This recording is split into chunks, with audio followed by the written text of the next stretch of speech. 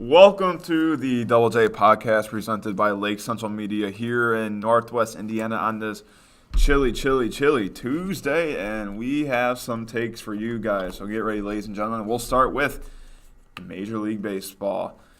News broke out last night or Sunday night, and depends what day. The Dodgers have met with Bryce Harper. The Dodgers owner met Scott Boras and Bryce Harper in Bryce Harper's hometown in Las Vegas, Nevada, and they said it was a good meeting with Bryce Harper. They want a short-term deal with Bryce Harper. I imagine 5 years would be the deal he wants. There were rumors about a week ago that he turned down long-term deals.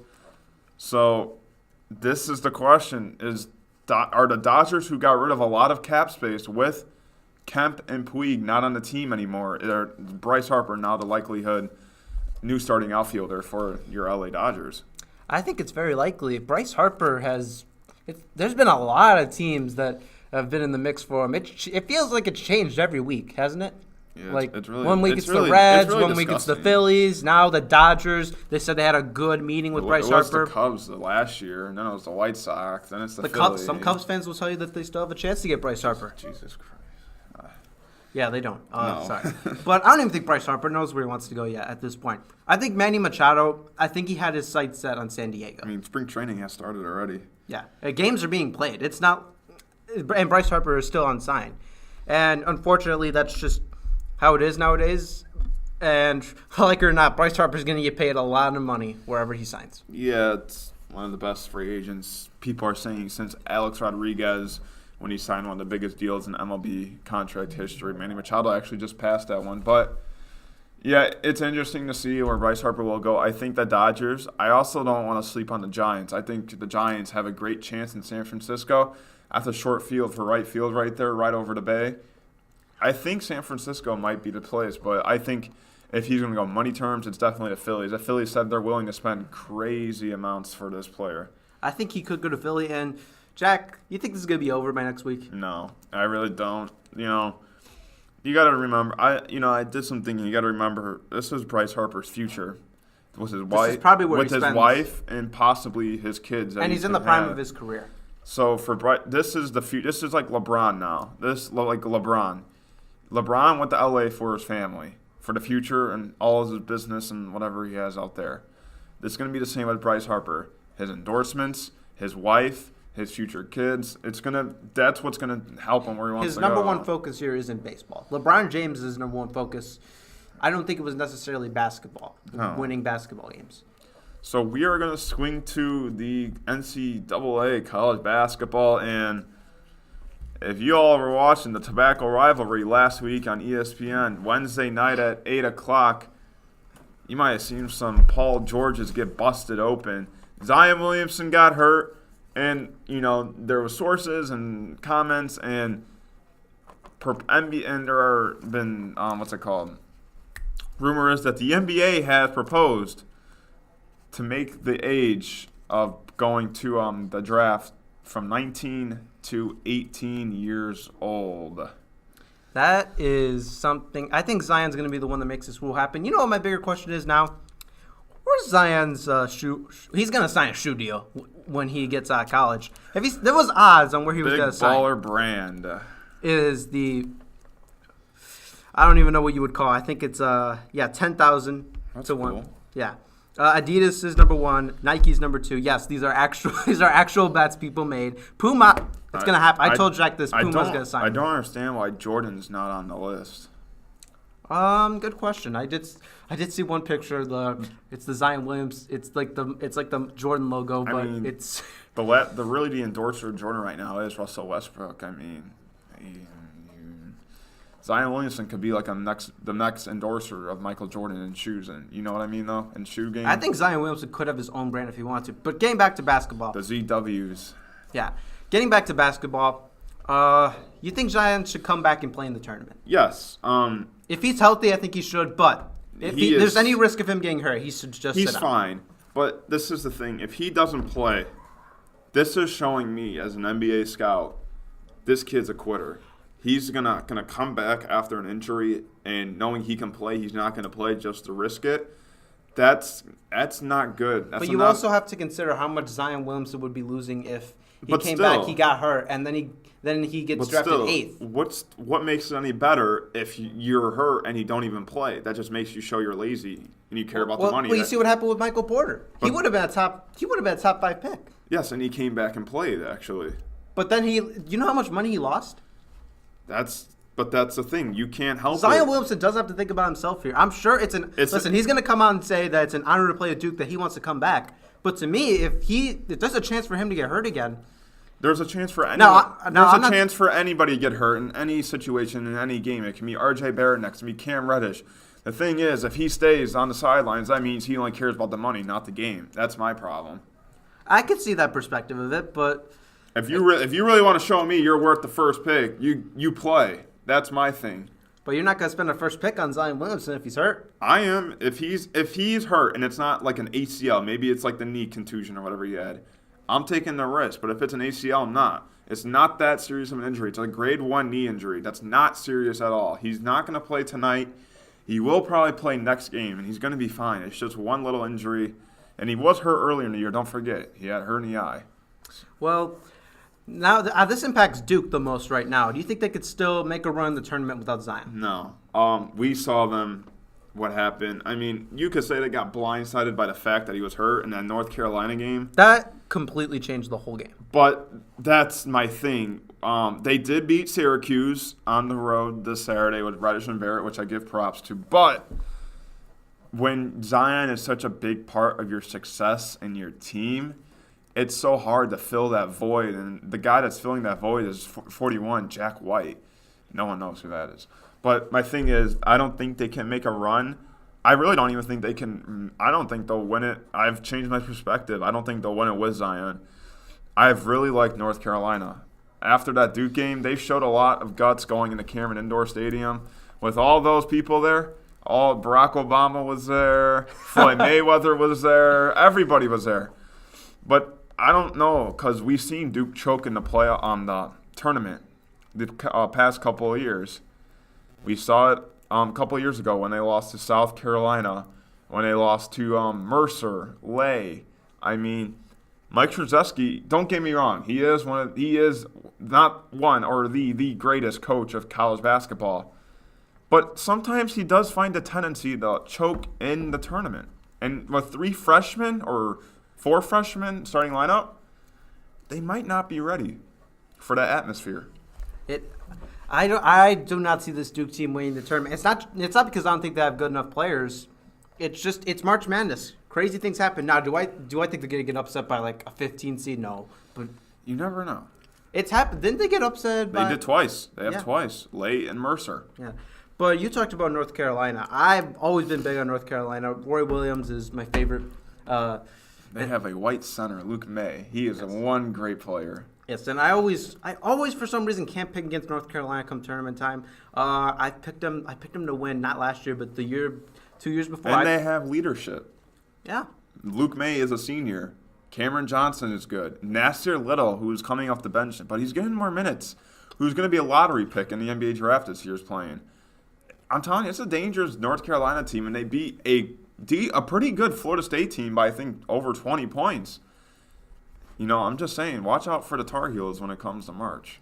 Well, Jack, Jack has been ready to talk about this one for a long time. We haven't talked about Georgetown on the show. In case you don't know, Jack is a huge Georgetown Hoyas fan. But Villanova, the national champions from last year, have been really struggling, and we're going to take on last Wednesday's game when they got upset by the Georgetown Hoyas at the cell phone booth in Washington, D.C., Capital One Arena. The Georgetown Hoyas upset the Villanova Wildcats in a great fashion. You know, this is the first time Georgetown has beat Villanova since the last time they made the tournament, actually. When was the last time they made the tournament? 2015-16. No, the 2014-15 season. And they were the 3 seed at the time, or 4 seed. Did they get upset? They beat Eastern Kentucky, and then they played. They were the 4 seed. They played Utah, who was the 5 seed. So I mean, it was kind of match similar. But that I'm the first comment on Villanova's side. Villanova has definitely fallen off the grid. I'm not of how they were, and they got That's an understatement. They have a huge game tonight against Marquette. Villanova is not ranked anymore. They lost to Xavier on Sunday, I believe. They lost. They're on a 3-game losing streak. Now remember, this is Villanova we're talking about. 2 national championships in the last 3 years. But I think the thing is we're realizing Villanova is not a blue chip collar or whatever school. Like you have your Kansas, your Dukes, your Kentuckys. They're always going to who are always getting the 5-star recruits. Now Villanova, they might get 1 or just a 4-star. But you got to remember, this success has only been happening for the last 5 years. And now you're seeing them. They lost, I think, 4 or 3 starters. I'm not really sure. And now they're struggling. But it's kind of back to reality now. Yeah, and that's the thing. You're not up there, and you're going to find those years. Like Georgetown's a great example, who struggled the last 2 years, they were up there. I mean, they were winning the Big East Conference, the Big East Tournament, and I'll go on the Georgetown side. They might find themselves in the tournament after this. They did lose to Creighton on Saturday, close game, but they couldn't pull it. They do play DePaul tomorrow. They have a not tough, and kind of interesting 4-game stretch with DePaul at home, Seton Hall at home, then at DePaul, which I'll be there, and then to finish it off at Marquette.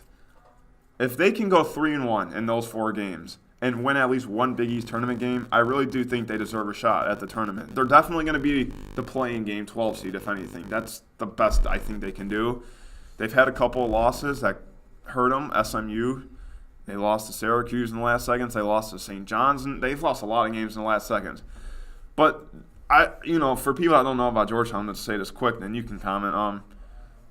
This is a Georgetown team that's going to be a little dangerous in a few years. You've got 4 of the 5 starters are coming back next year, and they've got a senior transfer center that's from NC State who was going to enter the NBA draft, but he decided he wanted to play 1 more year at Georgetown. He will be playing next year, so he's a top center already.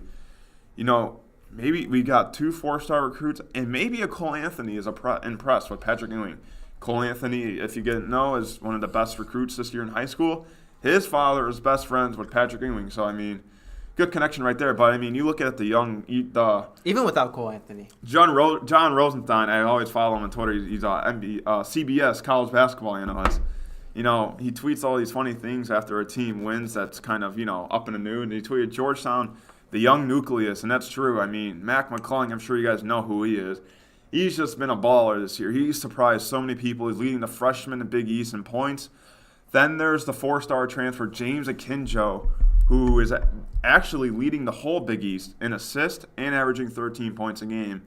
So this is a Georgetown team that is just beginning to start what they're about to be. So I'm excited, but that was a great win. But if you're Villanova, Jay Wright, you got to find what's up. They were high in the rankings at the start of the year, I believe. And then they lost to Furman. They lost to Michigan badly.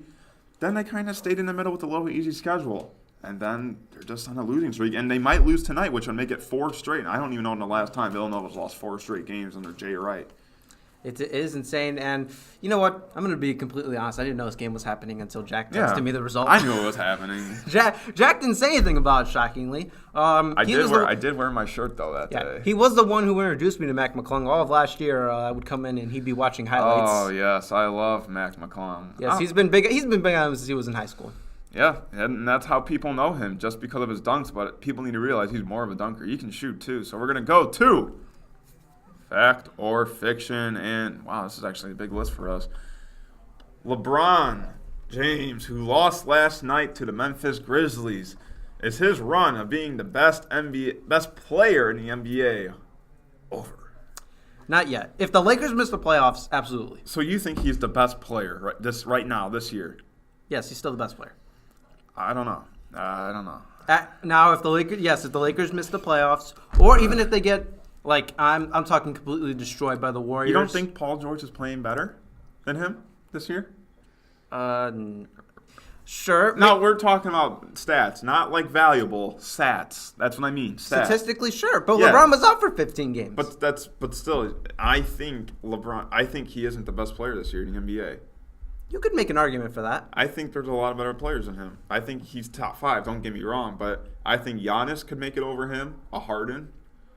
Giannis's problem is he can't shoot. Oh, it's just he tried to shoot during the halftime performance of Ja Rule. Yeah, all right. Do you think Durant. Durant, you can make a case for Kevin Durant. What about? But Durant plays with the best point guard in the NBA, What the about best shooting Anthony guard Davis? in the NBA. What about Anthony Davis? They're close. They're pretty close in stats. They are close, but I just don't think his run has come to an end yet. Antonio Brown will be a Green Bay Packer. I'm gonna go first. Fiction. The Packers have no money. They spent it all on a quarterback, Aaron Rodgers. I'm sorry, Green Bay fans. Get used to the receivers. They don't have enough money for the star receiver. And, I like not as a Bears fan, I'd hate to see Antonio Brown against us twice a year. But as an NFL fan, that'd be interesting to see one of the best quarterbacks and one of the best receivers together. And Rodgers, you could say he's in his prime. He's a little old. But we haven't seen really Antonio Brown with a prime quarterback in a while. I'm going to go on a limb here and say this. I think it's going to happen. Green Bay is going to feel a lot of pressure to surround Aaron Rodgers with high-end talent. But my question is the money, though.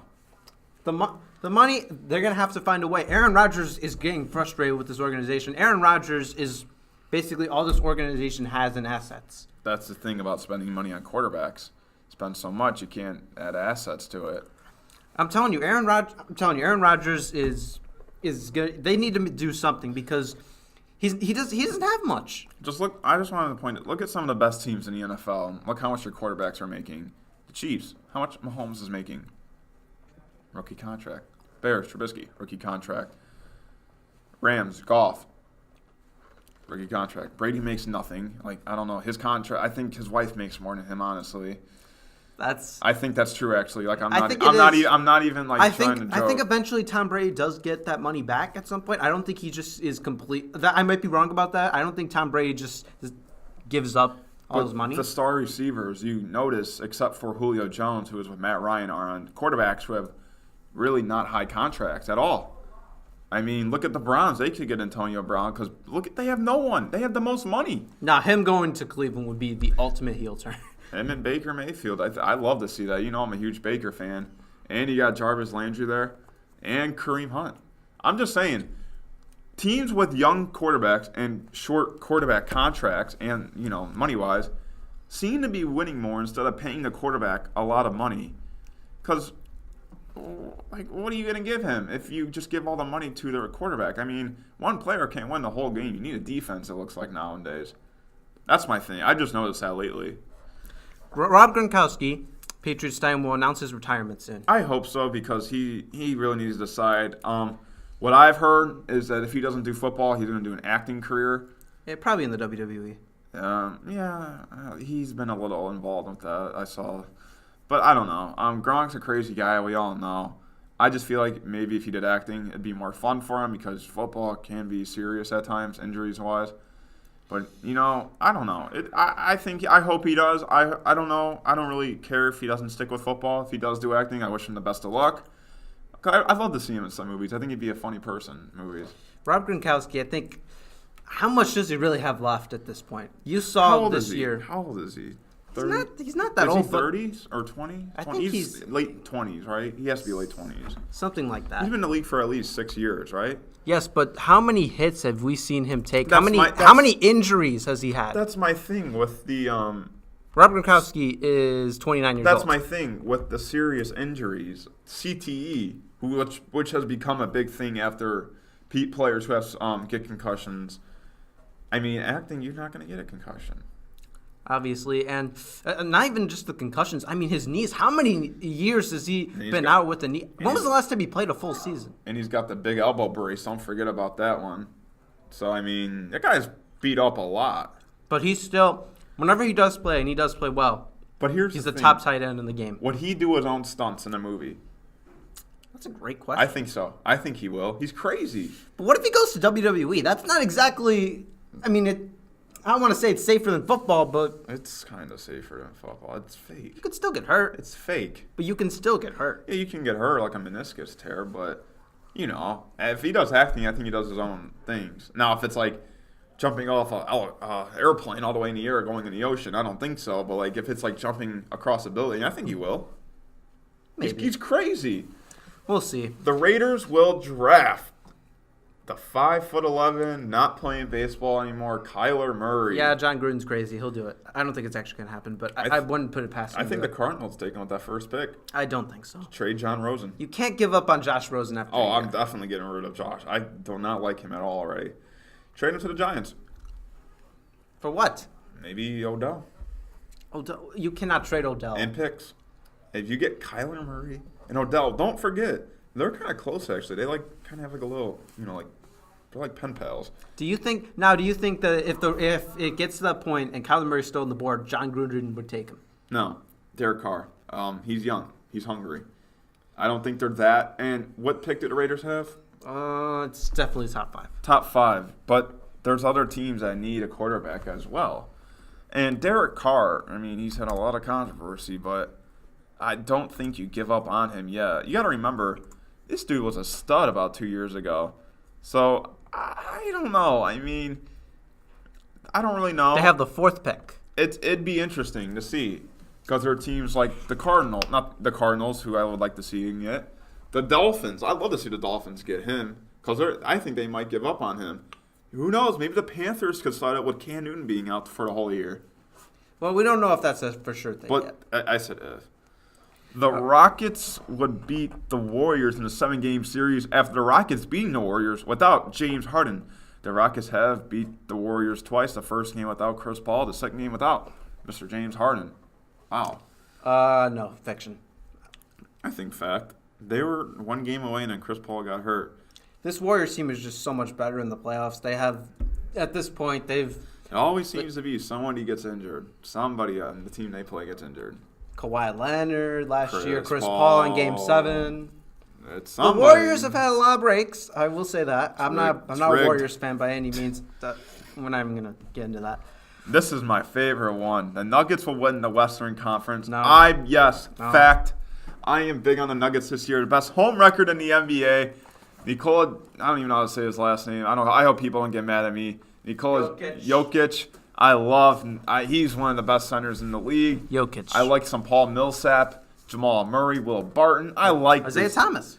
Yeah, I forgot about him.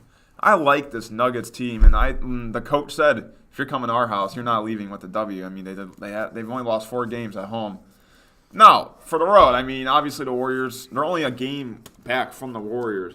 But if that's the case, if the playoffs do run through the Oracle Arena, that might be an issue. But if the Nuggets can get some wins and maybe the Warriors struggle a little bit, if the Nuggets are that first seed, that's dangerous. At home, Denver loves their basketball teams. The last time they were this good is when they had rookie J.R. Smith, Allen Iverson, Carmelo Anthony, Marcus Camby, Keon Martin. It's been a while for these Nuggets fans. They're ready for some success. I say fiction because the Warriors are still the best team in the Western Conference. I think they'll choke. Can Trae Young actually had an interesting night last night. He had I think, career high in points. Can he be a sneaky candidate for Rookie of the Year? Now, we all know Luka Doncic is the favorite. He's going to win it by a long shot. I don't know. We don't know about Trae Young just because look at the team who he plays for. The Atlanta Hawks. Now, who cares about the Atlanta Hawks? No one. And he's averaging, I think, right now 18 points and 8 assists. I think if he continues this, maybe he could be in a sneaky candidate. I just think sneaky-wise, you know what I mean? You know who I think it went? Who? Ben Simmons.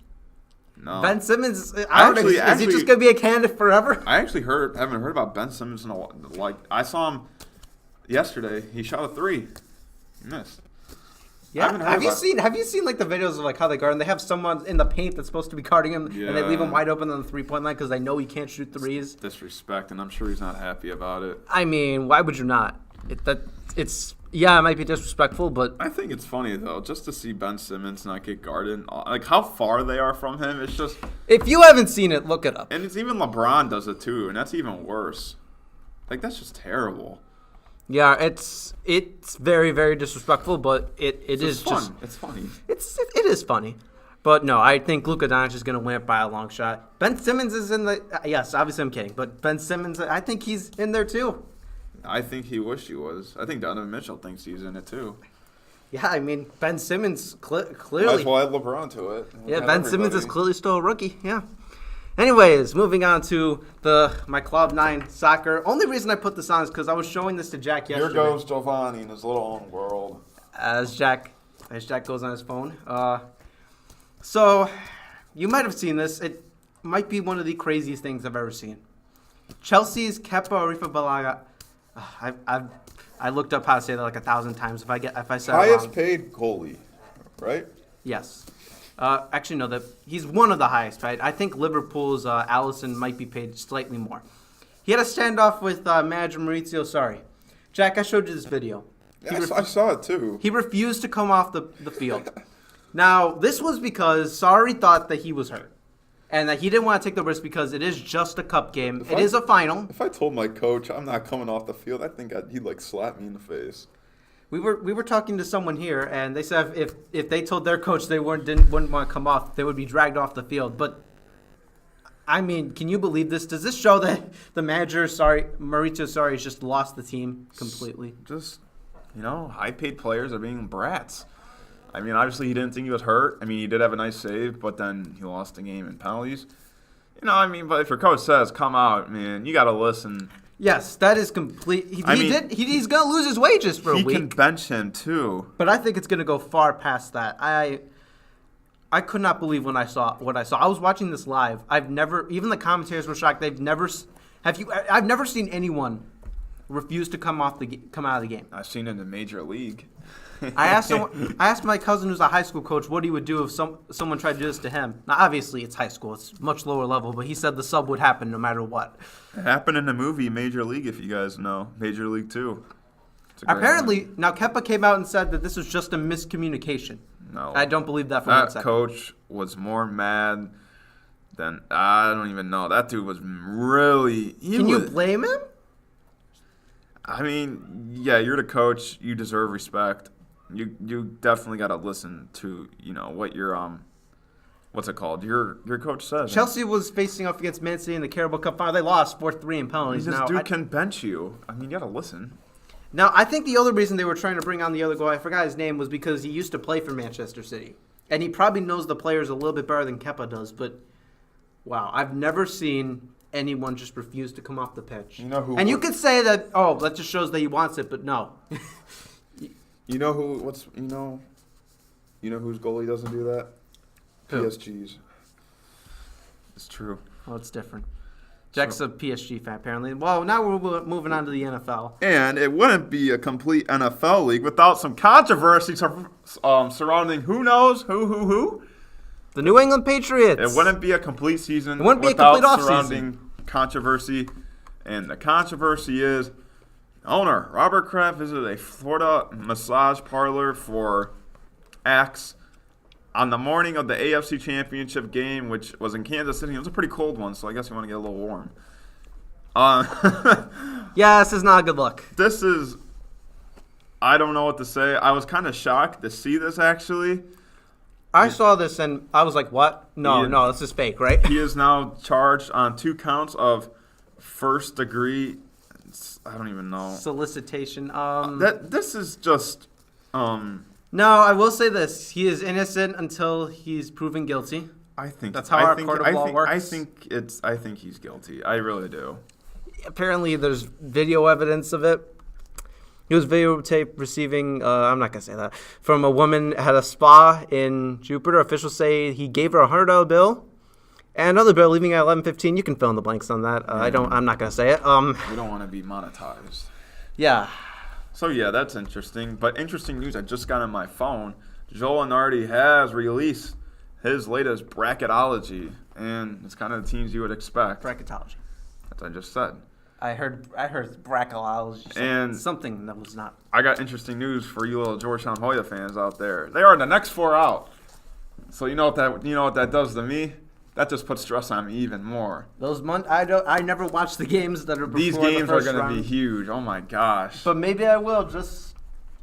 I will. I will just to check in on how Jack's doing. I'm not going to be able to function tomorrow. I'm not going to be able to watch the game, and that's a big win if they can win. That is true. So this is not good. And some NFL news I didn't write down: the Raiders are going to stay in Oakland. But through the 2019 and potentially 2020 season if their stadium in Las Vegas. Look at you, John Gruden, making moves. Good for you. You made a right decision for once. Well, moving to the NBA. We're going to go to the NBA, and LeBron calls his team out against the Pelicans lost. Well, they lost against the Memphis Grizzlies last night. This Lakers team is They've lost 9 of 13 games. And I think this Lakers drought is because of one player. There is no Lonzo Ball in the starting lineup. I am a big Lonzo Ball fan, but I also think his game is a huge part to the Lakers' success. If you remember him when he was on the team, the Lakers were in the playoffs. Ever since he's been out, they've Pretty been sure they were a struggling. top 5 team in the West. Yeah, and he gets hurt, and now look at them. I do think that. How has LeVar Ball not come out and said the exact same thing yet? He probably has. I mean, he hates Luke Walton. What do you expect? But yeah, I mean, I think that was just the second time you've seen LeBron under 500 this late in the season. The first time was his rookie year. The Lakers are now at 29 and 31. To be honest, I don't know how many times LeBron is going to do this because it's not working. And why would they want to play for him? He tried trading the whole team at the deadline. Yeah, and almost every player is on a Rondo, Lance Stevenson, JaVale McGee, 1-year contracts. What we've seen from teams like when LeBron was on those teams with Cleveland or the Heat, when he had Chris Bosh and Dwayne Wade, people he was close with. I think the problem is LeBron just isn't that close with a lot of his teammates. He can't relate to guys like Rajon Rondo, JaVale McGee, Lance Stevenson, and the younger players like Kuzma, Lonzo Ball, and Brandon Ingram. LeBron's probably more focused on Space Jam 2. I wouldn't go that That's far. coming out in 2021. The Thunder, they're climbing up. I mean, they beat the Jazz in double overtime, I think, on a buzzer beater Saturday night, if I'm correct. That was crazy. If I'm wrong, correct me. Paul George and Russell Westbrook, they're just dominant together. Are they now one of the best duos in the NBA as of today? I think you can say they are. I think you know. I think that's Who do you put top 3 duos in the NBA? oh man, that's tough. KD and Steph probably. Really, not Clay not Clay and Steph. Really, the Splash Brothers. You can make a case for that. Okay, number 2. Number 2. I need a second for this one. Oh, Chris Paul and James Harden when they're healthy. That's interesting. Yeah, when healthy. That's not very often. That's interesting. That's actually a good one. And then who's your third? Third? I don't know. It might just be Paul George and Westbrook. I think they deserve some credit. I mean, I'm not a bit. I think we both know I'm not a huge Russell Westbrook fan. I don't think you are Simmons either. and Embiid? Nah, they can't shoot. I like a shooter, you know? I like shooters. Shoot. I like it. Okay, I'll go. You know what they say, shoot your shot. Number 1 is Curry and Thompson, Splash Brothers, man. They've been Splash Brothers for how long? 4 years now? Something ridiculous like that. I mean, they don't miss. I'm big. I'm a hate's a strong word. I'm a very disliker of the Warriors. Would be, I guess. Still an understatement. I guess the correct wording. Number 2. This is tricky because you think of duos, and there's a lot of teams that kind of have a duo that can be something. But number 2, I think this could shock some people. I really think Chris Middleton, Giannis should get some recognition. Both All-Stars this year. Giannis in the All-Star, not the All-Star, the MVP conversation. And Chris Middleton, who is very good at shooting threes. I think that like I said, it's a bold take. I think very bold. I think they should get some should get recognized. I think they should. Both All-Stars, why not? Number 3 is Paul George and Russell Westbrook. What they have been doing has been insane. Paul George had been scoring about 30-some points a game, and Russell Westbrook has been averaging triple-doubles. It's just insane, what they're doing there. And I really think if you see them and the Warriors face off, that could be a really good series. I think it could be. I think that's a potential. And don't forget about Steven Adams, who deserves some credit as well. If Russell Westbrook wasn't, I always say if he wasn't on the team, Steven Adams would average 17 rebounds a game. Talking about duos, Lauri Markkanen and Zach LaVine were the first Bulls since MJ and Scottie Pippen to score 35 in the same game. Is the future bright in the Windy City? I think it is. They have some nice pieces to build around. But, this year, They haven't been that great. It is nice to see Markkanen, Zach LaVine finally making an impact on the Bulls, but they sit at 16-45. Yeah, they beat the Celtics though the other day. Yeah, that shocked me. I think. Well, they lost to the Bucks last night. Without Giannis. Yeah. I did not know Giannis was sidelined. I think the future is bright. You look at these two guys. You got Chris Dunn, Wendell Carter Jr.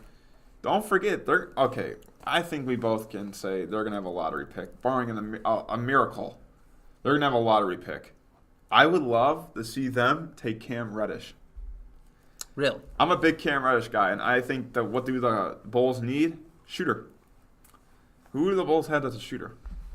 Markkanen. LaVine. Okay, 2. Chris Dunn can't shoot. No, he can't. Wendell Carter can't shoot. No, he can't. Otto Porter's hurt, but he can shoot though. But I just think Cam Reddish would be a great for those first 2 years, maybe like off the bench, some 3-pointers. I just think nobody knows about him because what's it called? You've got Zion and RJ. You know what I really want to see? I really want to see if the Bulls get the number 1 pick. That'd be interesting. Zion Williamson But in Chicago. That's another non-shooter. Yes, but you don't want to see Zion Williamson in Chicago? I don't think he like what's it called? I don't think he has a place in Chicago. I think he has a place in New York. That is true. So Double J list, and this time with the MLB spring training starting, we are going to name our 5 top teams in order that can win the World Series this year, and I will go first. I'll go 4. I like to go 4 and 1. Number 4, I am going to go with the Philadelphia Phillies, barring if they get Bryce Harper. Really? Okay, fine. If they don't get Bryce Harper, even with Bryce Harper, I don't think they have made a lot of moves in the offseason. So number 4, I'm going to go with the Astros. The young core: Altuve, Correa, Bregman, Springer. I mean, these guys can ball. They can play some baseball. Scherzer. Verlander. Yeah. Gaddis. I mean, you just keep naming them. Number 3, I got to go with the Dodgers. You know, interesting. They freed a lot of cap space. I think with or without Bryce Harper, this team can contend. Cody Seager is back after that season-ending injury. Bellinger. The outfield might be a little questionable without Puig and Kemp. Kershaw on the mound. Yeah, they don't have Yasmani Grandal. It'll be interesting. But the Dodgers, they always find a way. Remember when they were like last in the MLB last year? And they made it to the without Corey Seager. They made it to the World Series. Without Corey Seager. They just come out of nowhere. Like number 2, I got to go with the New York Yankees. The Yankees, Stanton, Judge, Sanchez. They got a lot of power. They just signed Aaron Hicks, who has actually improved his game to an extension. Didi Gregorius, I really like him. You know, the pitching is a little questionable. And you got the bullpen with Betances and all them. I'm pretty sure he's still on the team. I think the Yankees could be number 2. The only thing that makes me weary is their strikeout rate. That's the only thing. Yeah, with Stanton and Judge and Sanchez, who only want to hit home runs. Yeah. Number 1 is the Red Sox. Red Sox, I mean, they're pitching, they're hitting, they're fielding. Every aspect of it with Chris Sale, David Price. I mean, my man Chris Sale. That's right, Chris Sale, big White Sox guy. And you look at the field, Mookie Betts, JD Martinez, Alexander Bogaerts. I'm forgetting people. But the point is, this Red Sox team, I don't really think they've had a really good player leave the team in the offseason this year. That's my thing, and they're going to come back better. Well, my top 5 teams that can win the World Series, I don't want to put the Cubs at number 5 or in the top 5 at all. Or top 5, yeah. What? But unfortunately, this team is built to contend. I don't think they're going to choke as bad as You think the Cubs are going to win the World's or have number 5? Really? Over the Brewers? I think this Cubs team is built to sustain success, and I think they are pretty mad about what happened last year. You really think they have a chance to dethrone the Brewers after the Cubs have made no moves in the offseason? The Brewers have made moves. I think they could be a wild card team still. But my point is, the Brewers. You really think they have a better chance than the Brewers? Remember, the Brewers were in that NLS championship or whatever game. I don't know what it's called. Game. NLCS. Yeah. You really think they have a better chance than the Milwaukee Brewers, who have the MVP, Christian Yelich, Christian Yelich. and re-signed Mike Moustakas, and I think they signed some other good player as well. You really think the Cubs have a better chance than the Brewers? You know, Jack, maybe I'm just trying to reverse jinx them. I'm just saying. I don't think there's no shot at all that the Brewers are do worse than the Cubs this year. Now, number 4 is interesting. I'm going to put the Dodgers there, but with or without Bryce Harper. I think the Dodgers are. Like we said, they make a run. Yeah, I think they're gonna make a run with it this year. Now with Bryce Harper, you could argue this team at number 2. Number 1, obviously to me, is the Red Sox. They're still the best team in baseball by a long shot. But number 3, I'm gonna put the Yankees. This team just has so much star power. I think it's gonna be just hard. saying that strikeout rate's gonna be the biggest question. It is, but the pitching is still there, and Whatever happened to Arnoldus Chapman? He really died off after the Cubs. yeah, I don't like him for a lot of reasons, but I'll save that for another show. Number 2, I think it's the Astros. This team is still in their title contention window. You mentioned all the players that have Pretty young. Altuve, Scherzer, Verlander. You can go on and on. I think this team could. Remember, this team won the World Series, not last year, but the year before. I think they could do some damage, but it's the Red Sox at number 1 still. Chris Sale, David Price, Mookie Betts. It's kind of hard to compete with that. It really is. In a 7-game series. That's the thing. I don't see anyone. I think the Astros could give them a run for their money, or even the Yankees, but I don't see anyone beating this team in a 7-game series. Now, obviously, we still have a whole spring training. We still have Maybe the White Sox. a whole season. Things are going to change, but as of now, I think the Red Sox can repeat as champions. I think that's fair. I mean, and the most dangerous thing is they have experience now. They've been through it all. Yep. And now they kind of know what to do. And Chris Sale and all them who have never been to a World Series, well, they were just at one. And I'm very happy for Chris Sale. He deserves to be on a winning team. Yeah, we have a lot of we'll kind of do. But, we've watched Chris Sale from the start, from his little pencil skinny self from the Florida Gulf Coast to now. Yeah, I remember going to games his rookie year. He had a Disney princess backpack, pink backpack, as rookie year. Remember when Chris Sale tore apart all those jerseys that he didn't want to wear? Hey, That's the man was on a mission. You don't get in front of that. The man was on a mission. I still remember the day I heard about that. Chris Sale tears up all the jerseys. I'm like, what? He was on a mission, and he completed it. Well, we want to thank you guys for tuning in to Double J Podcast presented by Lake Central Media. Don't forget to follow us on Twitter at the Double J Podcast. Don't forget, we always run on Tuesday. We'll let you know when we're on another day. Listen to us on Spotify and Apple Podcasts. You'll see our logo with the podcast logo, black, white, and blue. Have a good day, everybody. This is Double J Podcast presented by Lake Central Media.